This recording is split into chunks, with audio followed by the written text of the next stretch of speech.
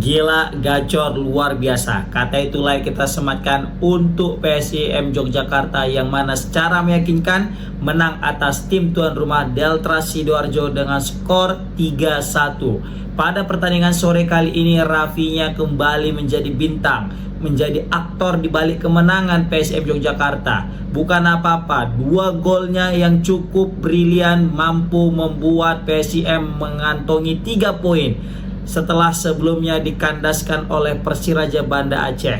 Ini menjadi kemenangan yang sangat spesial bagi PSIM dalam ambisi mereka untuk masuk ke Liga 1. Dan ini hampir 99% mereka bisa untuk masuk ke Liga 1 asal mereka mampu menahan imbang saja PSPS Pekanbaru di kandang mereka. Menarik untuk kita saksikan siapakah sebenarnya yang akan langsung mengunci atau menyegel 1 tiket langsung promosi ke Liga 1. Apakah PSPS atau PSIM Yogyakarta? Kalau kita lihat dari head to head masih dipegang oleh PSIM karena kebetulan di pertandingan sebelumnya di leg pertama PSIM berhasil menang di kandang Pekanbaru, di kandang PSPS dengan skor tipis 1-0 dan pada saat itu dicetak oleh Rafinya lagi. Dan kali ini Rafinya lagi mencetak gol. 2 gol lagi. Ini semakin mengokohkan posisi Rafinya sebagai pencetak gol terbanyak di Liga 2, semakin meninggalkan striker kebanggaan Kota Medan yaitu Juninho Cabral, Tapi Juninho Cabral ini masih ada peluang jika berhasil mencetak 4 atau 5 gol ke gawang Persikota Tangerang. Itu terdengar kayak mustahil, tapi nggak ada kata yang nggak mungkin. Oke, kita lagi kembali fokus kepada PSIM dengan Deltras Sidoarjo. PSIM, kalau kita hitung-hitung cuma butuh hasil imbang aja, biar menang, biar lolos ke Liga 1 karena poinnya mereka 12, sedangkan Riau itu cuma 9, Dan penentu di pertandingan terakhir, yaitu ketika mereka saling berhadapan. Sebenarnya PSM bisa saja langsung lolos ke Liga 1 di pertandingan kali ini andai saja kemarin PSPS dengan Persiraja berhasil imbang, Tapi karena yang menang Pekanbaru, maka ditentukan di partai terakhir. Dan di partai terakhir itu juga PSPS Pekanbaru punya PR yang cukup besar jika memang langsung ingin lolos. Kenapa? Karena sejauh ini dari agresivitas gol mereka itu kalah jauh daripada PSM Yogyakarta. Apalagi tadi dia menang dengan selisih 2 gol, Kemarin itu untuk head to head masih menang PSIM. Dan kalau nanti menang PSPS Riau, itu poinnya pasti akan sama jadi 12 dan head to headnya sama sama-sama saling mengalahkan. Kemudian masuklah kita ke tahap yang namanya agresivitas gol atau selisih gol. Dan kalau misalnya PSPS menang cuma 1-0, itu kayaknya nggak akan mampu menggeser PSIM untuk di puncak klasmen. Kayaknya yang akan melaju ke Liga 1 itu PSIM. Kecuali PSPS berhasil menang dengan skor telak 3 atau 4-0, maka PSPS akan berhak lah maju ke Liga 1. Kayaknya gitu sih menurut aku karena aku lihat golden goalnya itu selisih golnya itu 5-2, berarti selisih 3 gitu. Berarti ini pekerjaan berat nih untuk PSPS jika memang ingin langsung lolos. Ataupun kalaupun memang nggak bisa lolos nanti melalui peringkat pertama dari setiap grup, juara grup masih ada asa yaitu dari peringkat ketiga, yaitu ketika nanti PSPS menghadapi runner up di peringkat di grup Y. Nah, ini yang masih sangat sulit untuk ditebak siapa yang akan berada di runner up, apakah Persela, apakah Persijap atau PSKC. Tapi kalau misalnya untuk juara grup kayaknya pasti Bayangkara. Maka bisa aku pastikan nih Bayangkara sama PSIM udah fix lah masuk Liga 1, Kalau secara matematikanya, tapi sekali lagi sepak bola bukan matematika yang bisa kita hitung-hitung karena kita nggak akan tahu apa yang akan terjadi nanti di lapangan. Kita nggak tahu keajaiban, Oke, sekarang kita masuk ke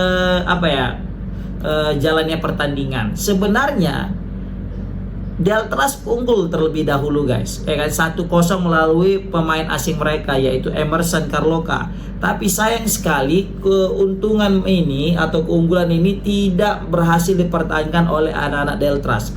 Padahal kalau Deltras itu menang, kan? Ini makin sengit grupnya. Kenapa? Karena ini bisa menjadi ancaman bagi PSPS Pekanbaru dan juga PSM Yogyakarta, kan? Kalau tadi misalnya menang di Deltras, kan Persiraja udah nggak ngaruh lagi, mau menang mau kalah di pertandingan terakhir juga ya udah gitu kan, nggak akan bisa ada peluang lolos.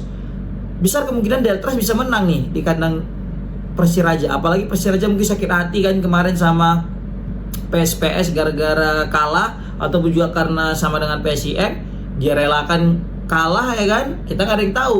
Menanglah Deltras, dapat poin 9, dan itu juga poinnya sama dengan PSIM jika menang tadi ini juga ya, menang sama dengan PSIM dan PSPS, jadi 3 orang dapat nilai 9. Nah, pertandingan terakhir itu yang paling mengerikan nanti antara PSPS dengan PSIM. Tapi apa nak dikata, kan? Kalah pula Deltras. Jadi mau nggak mau Deltras dan Persiraja main di Liga 2 musim depan. Nah, perburuan tiket menuju Liga 1 antara PSPS dengan PSIM, kan? Oke, 1-0. Itu di babak pertama. Nah, di babak kedua, disinilah cerdasnya pelatih dengan memasukkan Roken. Asli, ini salah satu pemain terbaik yang dimiliki oleh PSIM. Terbukti tanpa hadirnya Roken Tampu Bolon, itu asli PSIM sangat sulit untuk membongkar pertahanan daripada Deltras Sidoarjo, ya kan? Tapi semenjak masuknya Roken, disitulah keteteran si Arthur, ya kan, back perkasa daripada Deltras Sidoarjo. Roken Tampu Bolon asli gocek, goyang sana goyang sini. Terakhir membuahkan hasil, ya kan. Suni ya kalau nggak salah, Suni Hambal Hizbullah itu berhasil mencetak gol, menyamakan kedudukan menjadi 1-1. Ketika udah 1-1 makin semangat lah PSIM, ya kan. Makin gecor lah mereka, makin gencar untuk mencari kemenangan. Padahal mereka dapat seri aja itu jadi modal penting, dan juga hasil yang baik juga, tidak terlalu buruk, ya kan, karena main di kandang lawan. Menang pula mereka, ya kan, yang mana itu gol terjadi di menit 80 kalau nggak salah itu ya, menit 83 melalui sepakan penalti si Rafinya kan dilanggar sama Dwiki. Saat itu Dwiki sebenarnya nggak ada niat mungkin ngelanggar ya, dia agak kepleset, tapi sayang sekali di situ kena pula Rafinya jatuh.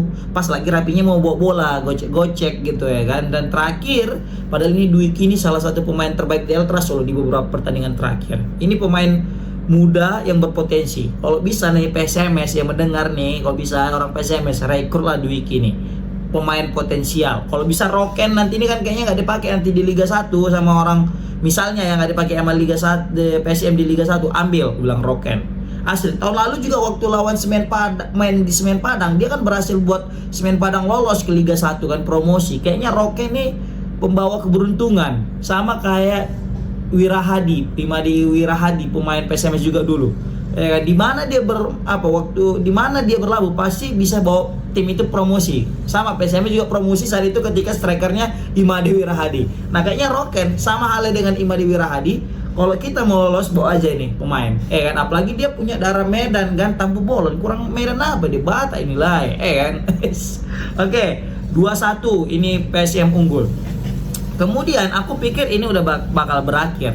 Ternyata lagi-lagi Roken memberikan umpan asis manja kepada Rapinya, dan Rapinya sekali tekuk melewati Arthur, dan di situ langsung menceploskan bola dengan kaki kiri yang cukup kuat dengan placing yang bisa membuat PSIM tidur nyenyak malam ini. Dan selebrasi daripada Rapinya juga bukan main-main. Selain dia jago untuk cetak gol, dia juga jago selebrasi. Enggak nyangka dia masuk ke tribun dan masuk ke dalam kolong terus bisa selebrasi di situ, ya kan. Ini luar biasa, dan fix Rapinya berhasil mengunci kemenangan PSIM, dan PSIM berhasil 3 poin.